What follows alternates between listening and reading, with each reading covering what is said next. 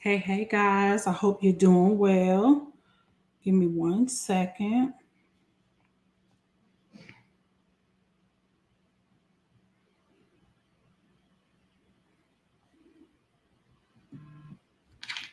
All right, I just had to check and make sure we were live.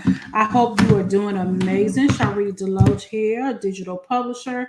Excited to be here and chat with you about the how you can increase your profits by leveraging multiple publishing platforms. So I've been talking about, like yesterday, we talked about the shifts or the mindset shifts when it came to being it, becoming an author, and even the shift that you want to have way in the beginning. And I want to talk about these things today. I'm not going to talk about those things today. Today I'm going to talk about why you want to leverage different platforms when it comes to your publishing. You want to have, when we talk about, even when you're talking about your book, you're talking about multiple streams of income, and you want to leverage especially what's available to you now. Okay, I want to emphasize what's available to you now, because any day platforms can not decide to publish. Platforms can say, I don't want to do this. Like, for example, here recently, I don't know how vast you are in the light of what's going on with an entertainer, but there was rumored that the entertainers, I don't want to use the word baby mama, but the entertainers, um, baby mama, or they weren't married, but they had children together. She passed away a couple of years ago, and it was rumored that she wrote a book, like a tell-all book. And what happened was, of course, she didn't write this tell-all book. It was rumors. Now, I'm not saying that she didn't write anything, like someone in her immediate family doesn't have access to her writings. But what I'm saying to you is that the rumors are not true, that this book that's out. So if you heard of a book that's supposed to be written by Kim Porter, just Google the name and all that stuff, and you can find the story, because I'm not going through that.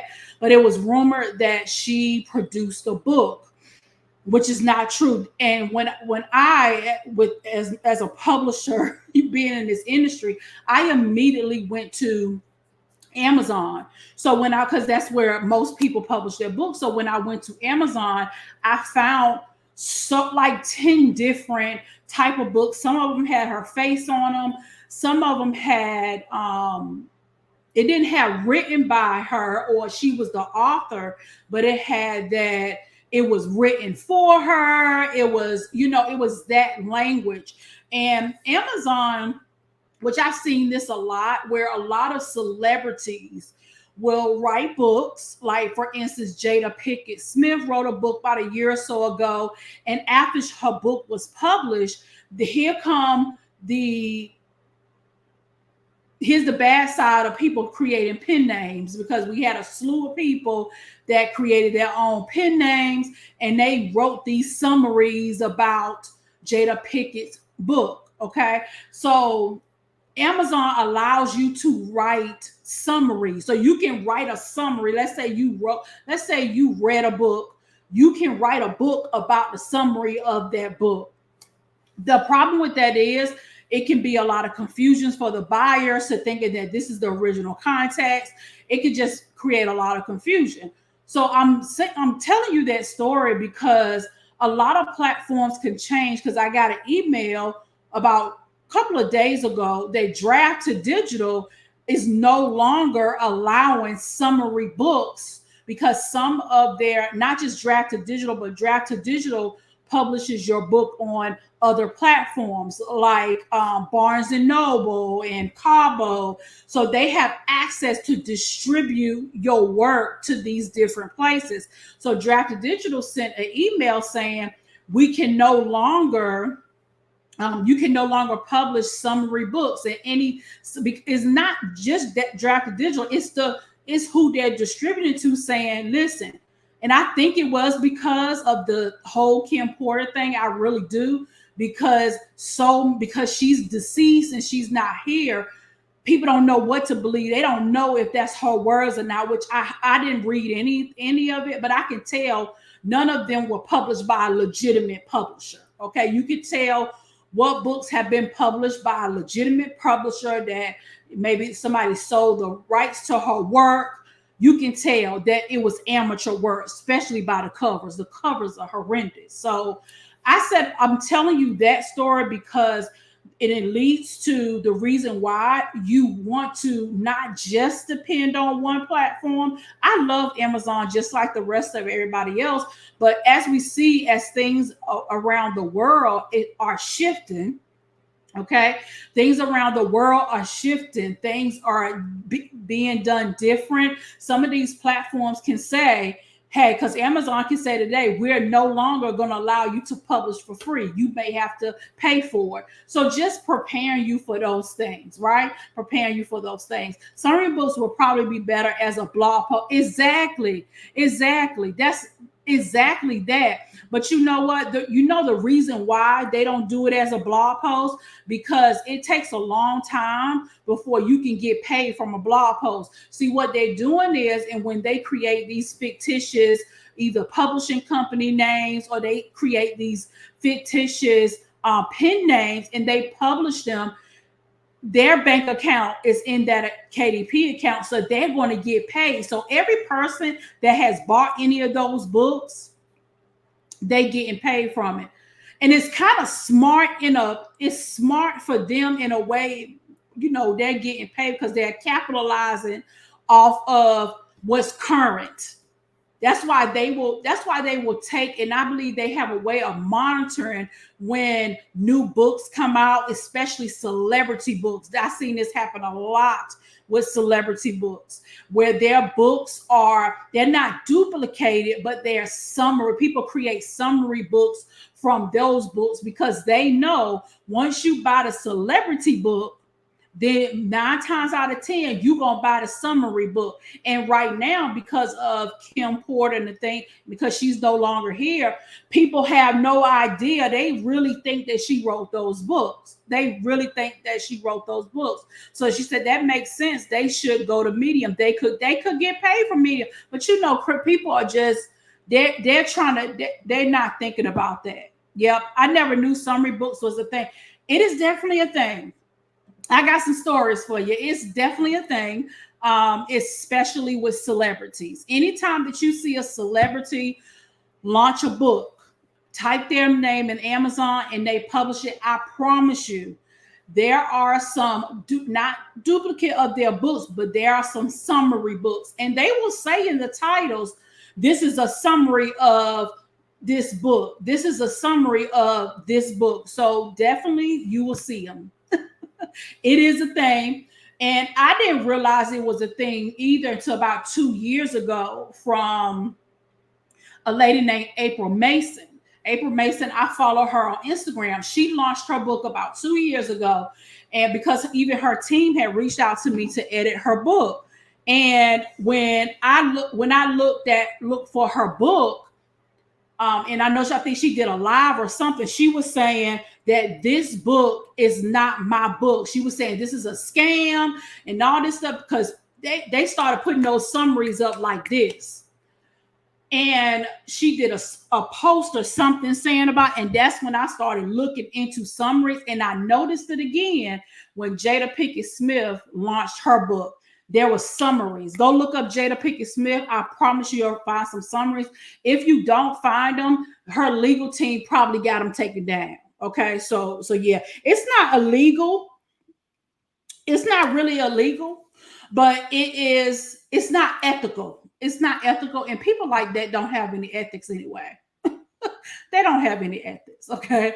All right. So let's talk about how you can increase your profits by leveraging multiple publishing platforms. One of the benefits, I definitely want to talk about the benefits of publishing beyond KDP. Okay. You got to diversify and you want to diversify to other platforms, but I don't want you to just upload your book to these other platforms and just let them sit there. you got to have a plan, right? You got to have a plan. And my suggestion is, if you're going to leverage these platforms, which you absolutely should, you got to make sure that your audience understands that you are on these other different platforms too. Now, I know I've been in publishing for a long time. So saying that your book is published on Walmart.com or published on BarnesandNoble.com, that's a big thing. That's a huge thing. That's something that you should be proud of. So as an author, if you're going to launch a book, one of my suggestions is that if you're going to publish it on other platforms, my suggestion is to make sure when you publish them that you drip out that content to your audience, okay? Drip out the content to your audience. And this is what I mean. If you publish your book, is ready to go, you let your audience know, hey, my book is available on Amazon. You can go get it on Amazon. And then maybe 2 weeks later, you say, oh, my book is available on Cabo. You can go on Cabo, or you can go to what's some other ones, y'all? You can go to Barnes and Noble. You can go to those places. You can go to Gardner. Gardner is a huge one too.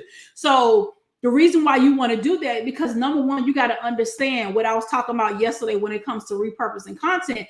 Not everybody buys everything from Amazon. There are some frequent shoppers that shop for their books solely on Barnes and Noble. There are some frequent shoppers that shop for their books in Target or shop for their books on Walmart.com. Okay, so just understand that not all of your audience is just going to go to Amazon. Okay, so that's the huge benefit. The huge benefit, number one, is going to help you to spread out your message more. Your book is going to be in different places, but it's also going to make you look amazing to your audience. So they'll be like, oh my God, her book is everywhere. Okay, and here's the thing that many authors that don't understand. I talked to many authors over the years, and one of the things that they would say is that, you don't want to get my book in bookstores, but nobody takes into the account what it takes to be in bookstores. Okay, that's a whole different ball game. But when you publish your book and you go on these other different platforms, there's a slightly more better chance that you can pitch yourself to be in these bookstores. Okay, now nowadays, when it comes to self-published authors, the only way that you can get into bookstores, some like Walmart has a way where you can apply. I think Target has a way where you can try to get your book in there as well, because it goes to a whole different department. It's not like you're pressing a button and then you're going to be in Target. The major publishers have that distribution. The bigger ones are the ones that have that contact. So it's like, because we're self-published authors, or whether you even have your own publishing company, maybe you're a book coach or something like that, and you help other people publish their books, you got to understand what the hierarchy in the process is when it comes to getting your books in bookstores. Okay, so there's a major difference between getting on these platforms. Yeah, Target, you can get your book in Target. You tried Draft Digital and got no traction at all. Yeah, and sometimes it's like, sometimes it's like that with Draft Digital. But Draft Digital, just to give a clarification, Draft Digital, Lulu Publishing, Ingram Sparks, they are what you call the third party. What's the word I'm looking for? They are the third party like publishing platform. They are the ones that say, hey, you can upload your book here, and then we will make sure that your book, it goes over here, goes over here, goes over here. It's distributed in these different areas, right? They will make sure that it's distributed. Like I said earlier, if you're going to distribute to these different platforms, you do want to have a strategy for doing it. You don't want to just put your stuff up there and say, hey, my book is here, and then expect it to sell. It doesn't work like that, right? You definitely have to have a strategy. But there are some benefits to publishing on beyond, just the KDP. And I love KDP. Okay. I love KDP. I do, but and it's one of the easiest, but I do understand that not everybody shops on Amazon to get their books. Okay. Now let's understand your platform. So like your Pacific audience, and I'm looking at my notes, and I just went over there just a few minutes ago, because not everybody is going to read your book from Amazon. Not everybody just shops on Amazon. Sometimes, I know for me, sometimes I get my books from Target. But as far as online, yes, my primary place to shop for books online is Amazon. But if I'm out and about and I'm out with my family and things, I'm going to go to a Barnes and Noble. Okay. So if you're an author, it's also great for you to, if you want to get into the stores in Barnes and Noble, you're going to have to get up and go have a conversation with these stores, because you're not going to always just get in all the Barnes and Nobles around the world, but you could possibly get into one Barnes and Noble in your local area. And don't shy away from your mom and pop stores or your local book stores, because believe it or not, people shop there. Believe it or not, people shop at these, especially these small. I'm here in Raleigh, and there are Raleigh, North Carolina, and there are a few small mom and pop bookstores that also are coffee shops, and people shop and get books from there. Okay, so I'm not saying you got that has to be your all in be all, but it could be a part of your strategy so that you are getting out there. Yeah, getting out there. Yeah, I'm in Raleigh. Yeah, I'm in Raleigh. I live here in Raleigh. And you were born here. Wow. Okay. Yeah. So I'm in Raleigh, North Carolina. So understand that when it comes to your books, that your audience. So this could mean you ask your audience, hey, when you are ready to buy a new book, where do you buy your books from? And get a poll and see what people say.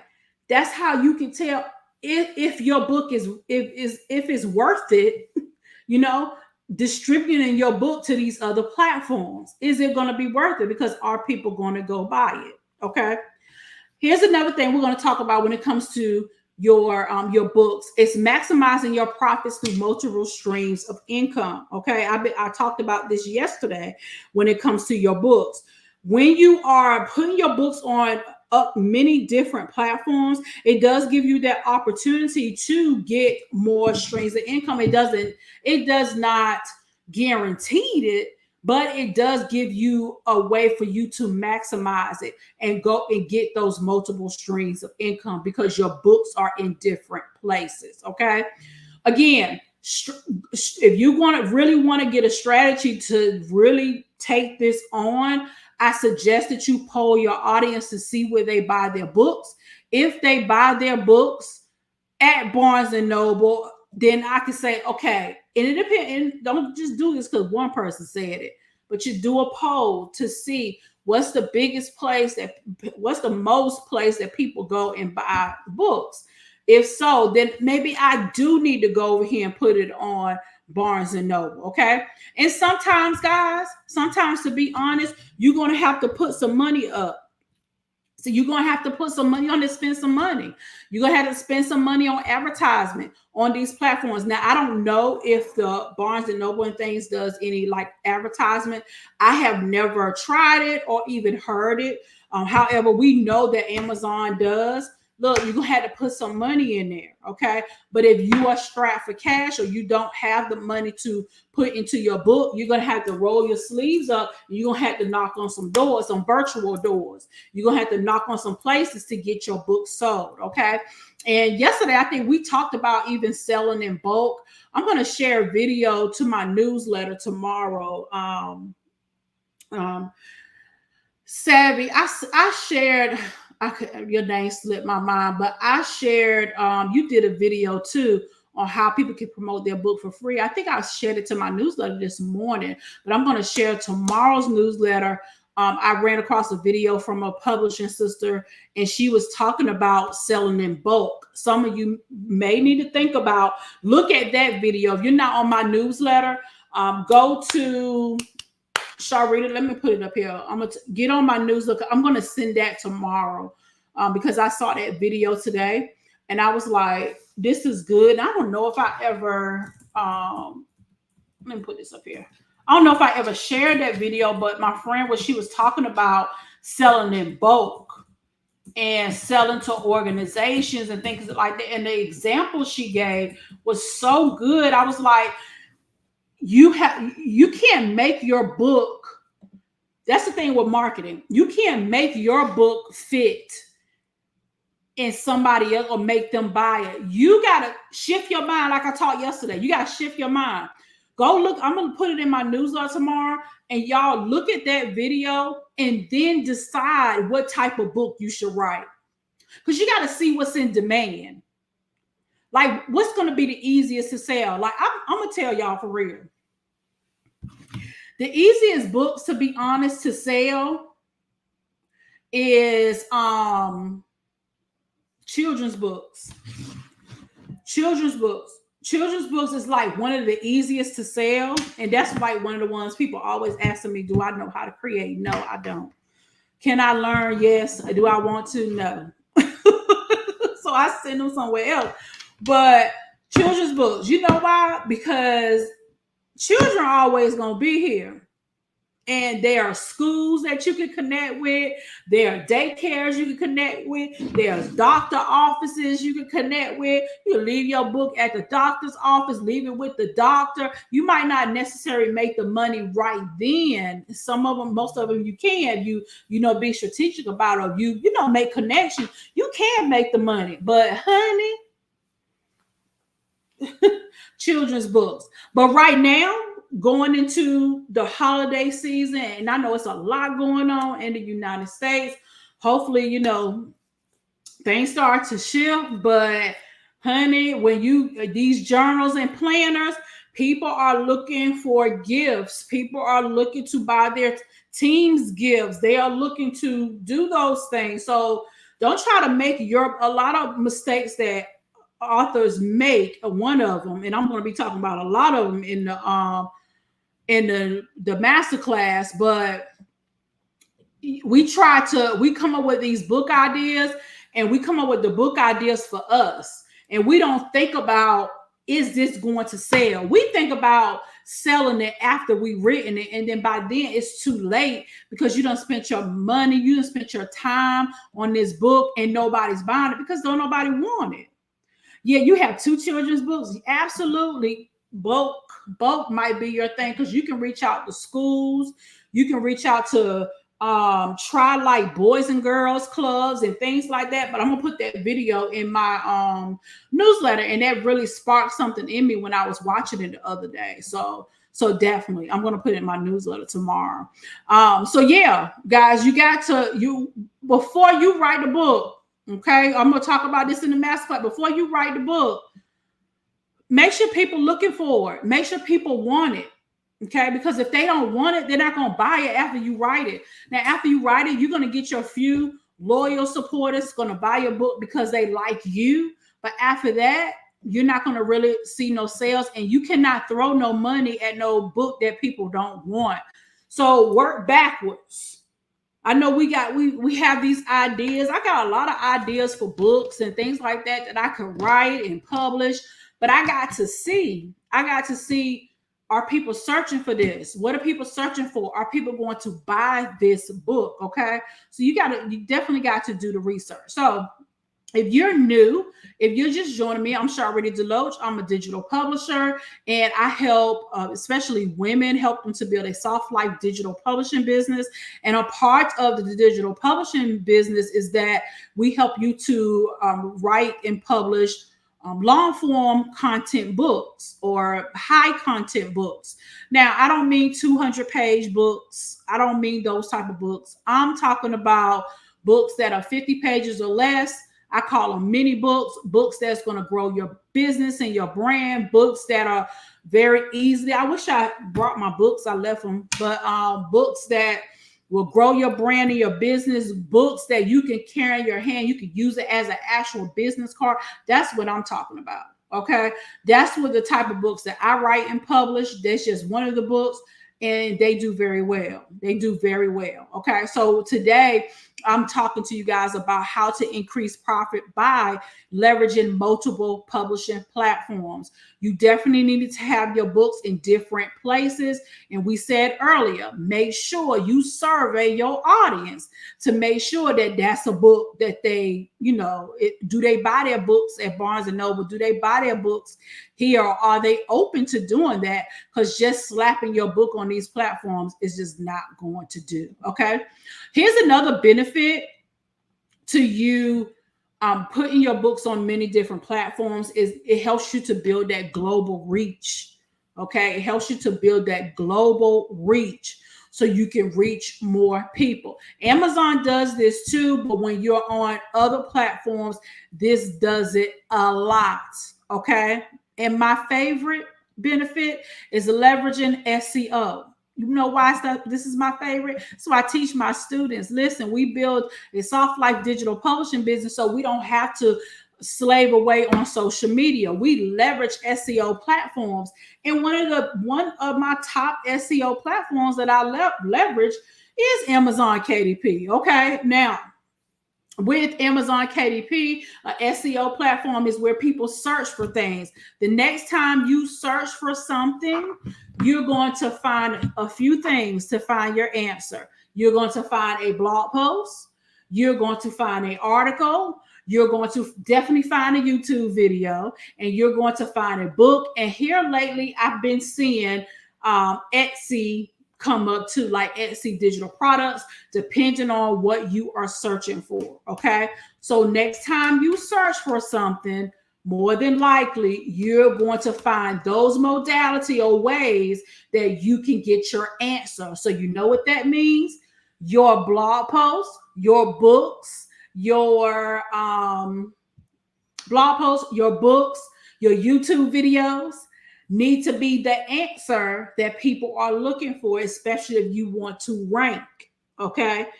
Especially if you want to rank. And I love SEO platforms because I love these things. Thanks for signing up for the newsletter. Yes, we're on Substack too. We're on Substack. So leveraging those platforms, and that's what I absolutely love, because I would rather have the answer. Okay. I'd rather somebody be searching for something because they're looking for it and I have the answer. Okay. And because I have the answer, they're going to binge watch a lot of my content, which is likely most of the time what happens. You know why? Because the women get on the phone with me and they tell me this. Okay. Or they tell me in the comments that they binge watch my content, and you want to do the same in your digital publishing business. Okay. All right. Another benefit to you getting your books on many different other platforms besides Amazon is cross promoting. Okay. This gives you an opportunity to cross promote to different platforms. Now, I know I'm putting these quotations up because I know that it is on this side of publishing. I published my book on Barnes and Noble. For me, it's like, okay, I think that's great. I'm not going to downplay it. However, to your people, it's a big deal. Okay. To your people, it's a big deal. Oh, she's on Barnes and Noble, so I can go on Barnes and Noble and grab her book on Barnes and Noble. Absolutely. And the more books you publish, the better. Those of you that just want to publish one book and keep it moving, that's really not going to work anymore. You got to get out here and publish more than one book. That's why I love writing book series. Okay. I love writing in series because, of course, your girl has unlimited amount of content that needs to go on books anyway. And I say that every time I get on here because that's the truth. I got a lot of content that need to go in these books. I know if I publish a book every single month, I know I got 4 years worth of books, probably more. And I can create some series. You hear me? I'm a series girl. I would tell you in a minute. I used to tell anybody that ever published with me or ever worked with me, I promise you I pulled the series out of my pocket for you. Hey, you need to write a series on this. This needs to be your title, and you need to talk about these topics right here, because that right there is what gonna get you. That right there is where it's at. Okay. That right there is where it's at. But let me tell you something too. When it comes to these multiple platforms, one of the things I want you to keep in mind is your rights and your royalty management. Here's what I mean. We know that when you publish on these platforms, most of them are free. I think Ingram Sparks is still free. I mean, it's Ingram. I don't know if Ingram Sparks still charge or not. I need to check because I have not published in there in years. They used to charge you to upload an ebook, and then they give you a great price if you upload the print and the ebook. I'm not sure if they charge now. That was the only one that I knew that charged. So you might want to go ahead and another thing too, go ahead and get on these platforms too, because some of them might start charging. But anyways, I haven't heard that. I kind of heard that through the grapevine, but I don't know. It hasn't been confirmed just yet. But that's why you can't be slow on stuff, because stuff changes, y'all. Stuff changes as we see now. So with your rights and royalties, remember, read that fine print and understand that when you're uploaded to these platforms, each platform is different when it comes to their rights and their royalties. Okay.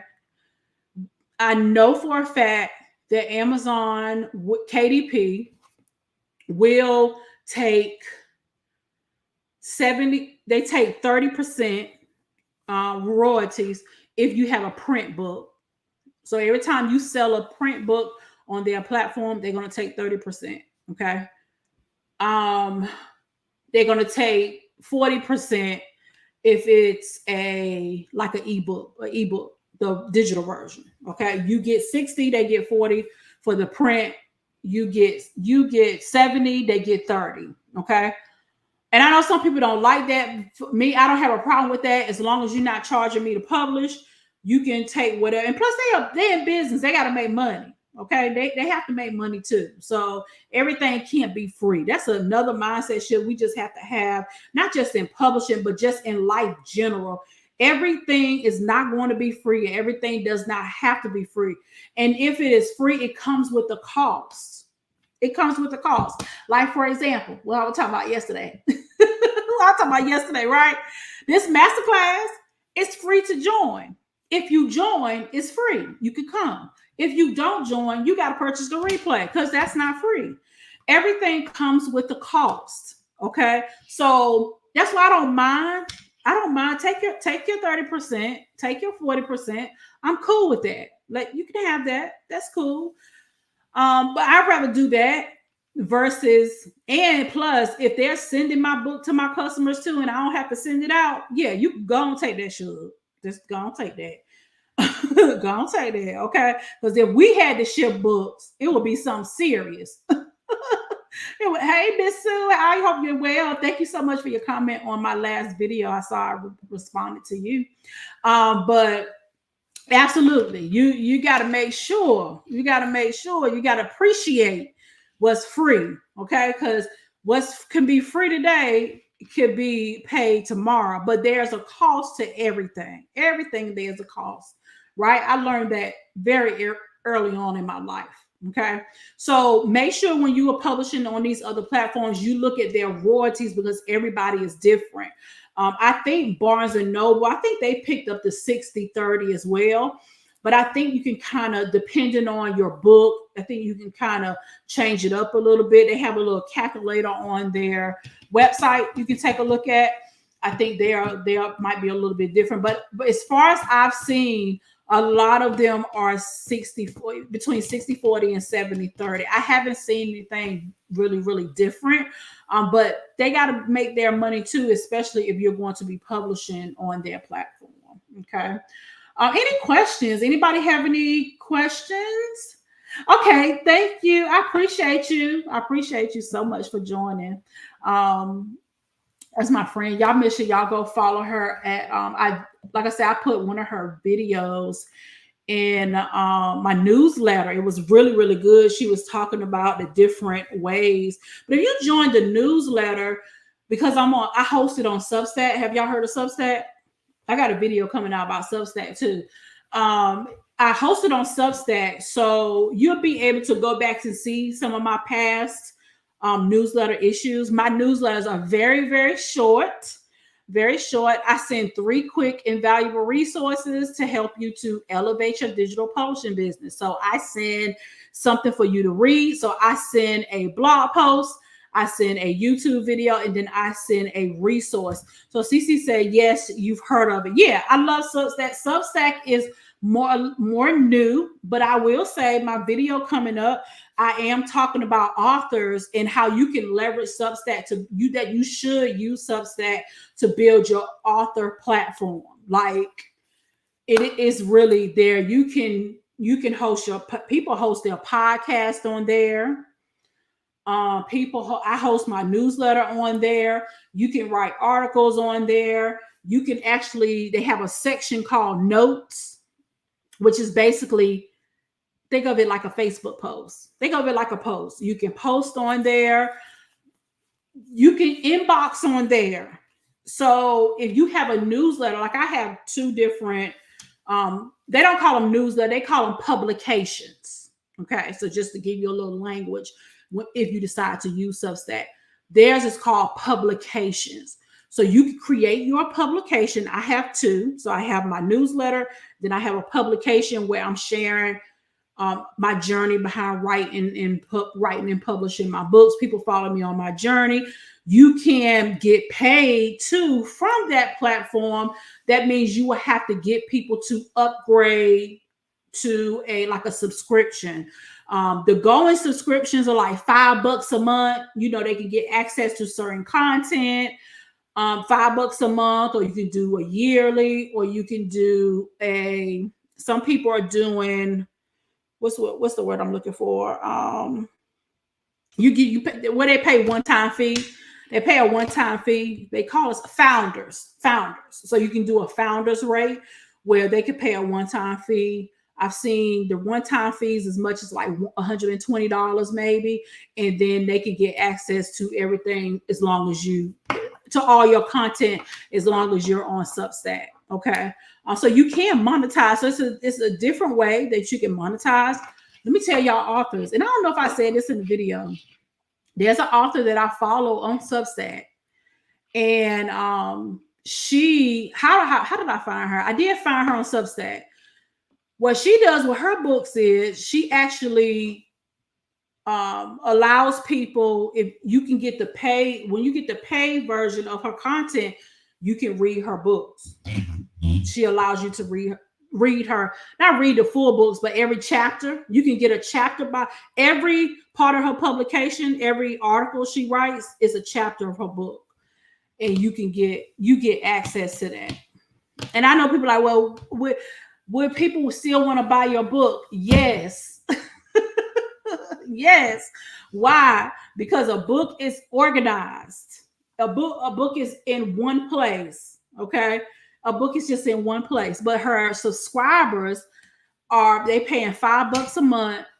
As she write her book, they get access to chapters of her book.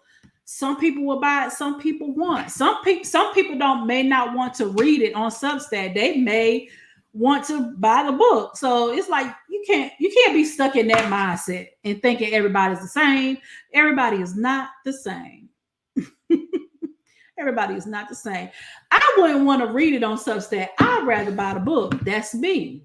Okay, that's just me. So you are different. So that's just a tidbit. That's a tidbit. So authors are definitely using Substack to grow their brands.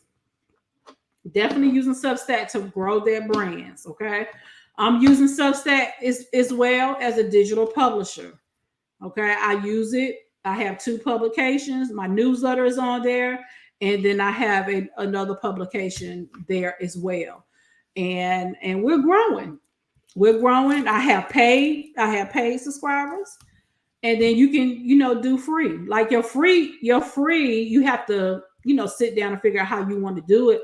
But your free is they can get 1 or 2 posts a month, or however you set it up, where they can read the whole post. But Substack makes it so easy. All you gotta do is put a little button right there, and anybody that is subscribed to your page can read the stuff. The other people that's not subscribed, it stops right there.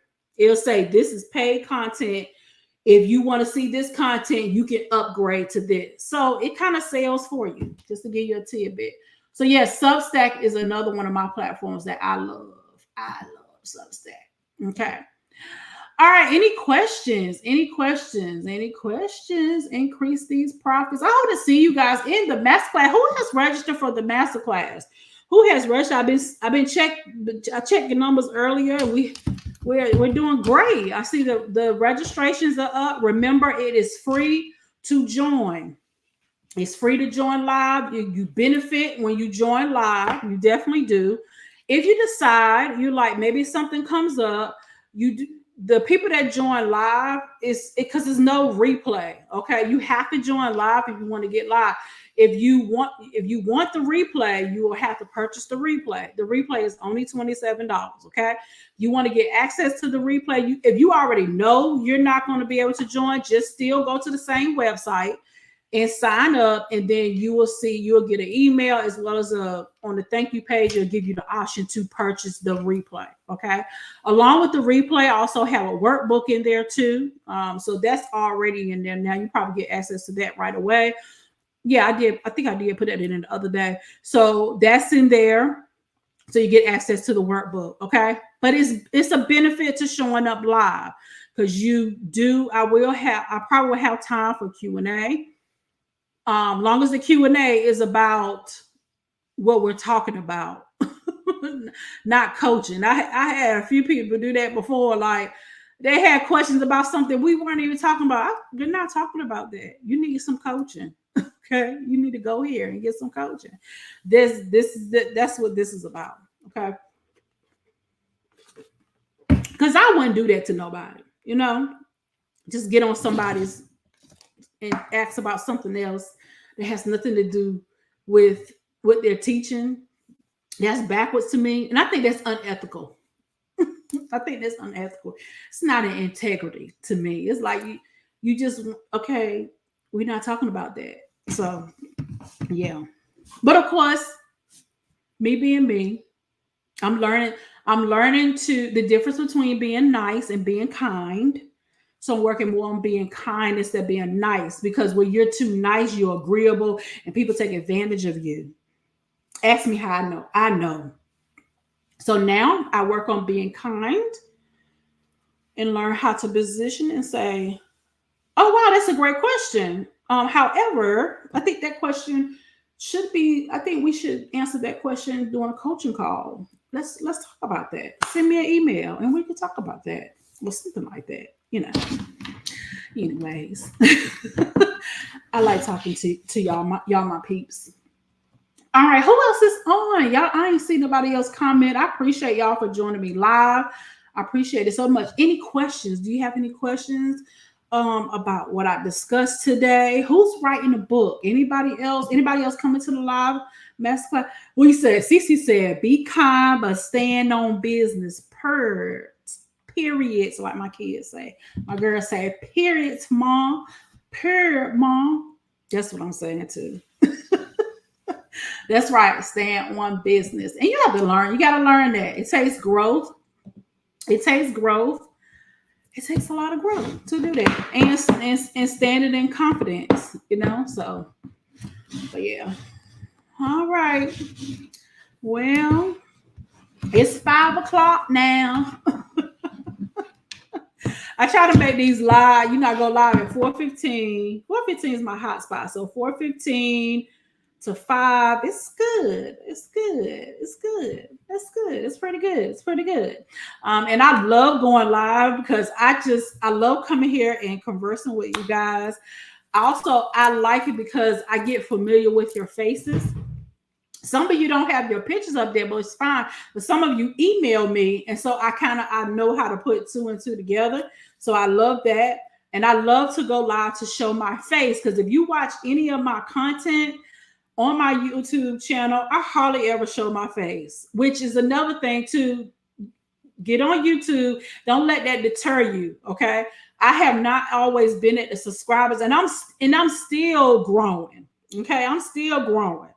I was just at 2,200 and something. I'm now at 2,300 and something, people. So you can definitely grow on YouTube, and it's a myth. You do not have to show your face. Okay. I usually use slides. I use Loom. I go on Loom, record the video. I use me some slides. And but the thing about it is too, if you're not going to use slides, you're going to have to talk with enthusiasm. So y'all know I don't talk boring on my videos. My voice is up and down. I'm laughing at myself like I do on these lives. My personality can show through those videos, and so I'm not monotone. Okay, so if you're not going to show your face, you got to put some like be yourself. Be yourself. This is me. This is who I am. Okay. This is who I am on a daily basis. Sometimes I'm laughing at myself. Sometimes I make other people laugh. Sometimes I am very quiet. Sometimes I'm not, however, this is me. And that's what I display in my YouTube videos. I display me. So me coming live is another added on for my community so that you can see my pretty face. Okay, so you can see my pretty face. Okay, so that does add another level of, I think, familiarity, and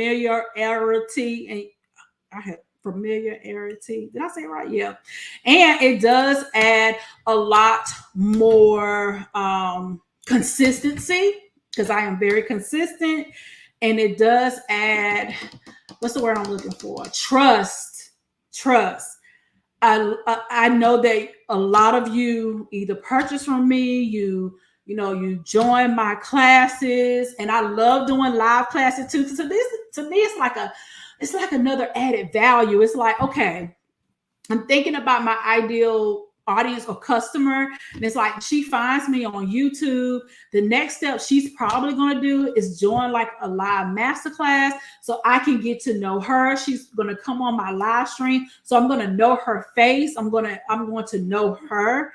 And see, then when you really get into like my academy, which is my membership, or you get into, we work one-on-one together, and I now have strategy sessions. All of that is in the description. But as you get a little bit more closer, that's when I really get to know who you are. Because especially a lot of my clients I had that were book clients that I did, work for, I be knowing their children, their mama. I got introduced to a few families. That's how I am. It's my personality, and I'm a very family-oriented woman. I'm a very family-oriented woman, and I think maybe that's because I'm the oldest daughter of 4 girls, so I am the mama figure. Like, so I am that. So because I carry that mama, I guess that mama anointing, that mama figure, people do have more trust in me, and I can be trusted. So, and I make sure that I keep my my character intact. So yeah. I'm just talking. I'm just rambling. So that's why I show up on video, because I know that it does build trust and value. And when you get into the master classes, then I start to put names with faces and I'm like, oh, okay, I know from YouTube. Yeah, okay, yeah, I seen her comment. Or, so I don't want no one to feel like a number to me.